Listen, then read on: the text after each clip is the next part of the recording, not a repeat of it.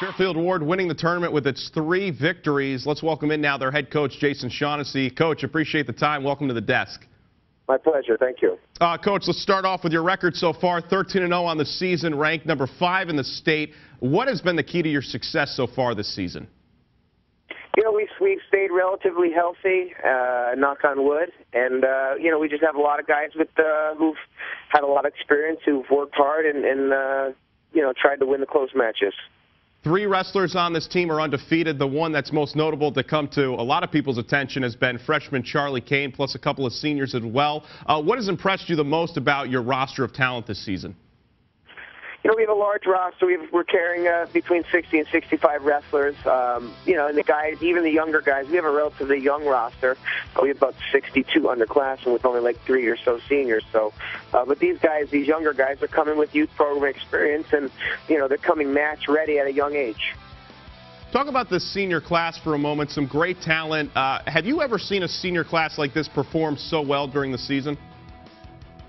I have, but this is definitely a strong performing class. We've had some good teams in the past with some good seniors, but you know, these 2 seniors are doing very well, and the younger seniors, or the less experienced seniors, are doing well as well. But you know, Farrow and Thomas, both undefeated, and you know, gearing up for the end of the season, which they're really excited for. With a matchup against Danbury on the horizon, sophomore Dan Ebert will more than likely take on the best wrestler in the state, Kevin Jack, in a dual meet. How does Ebert's style of wrestling match up with that against Jack's? You know, Jack's an exceptional wrestler, and I don't know if anyone's style matches up well with him. But, you know, Ebert's going to go out there. He's going to compete. He's going to see what he can do, keep the match close, and, you know, see what can happen. You know, anything can happen on any day. Certainly Dan's an underdog, but, you know, he's out there to compete and do his best.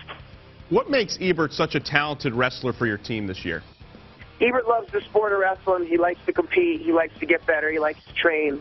You know, he's a very driven young man. He worked hard in the preseason, and he's been ready to go all season.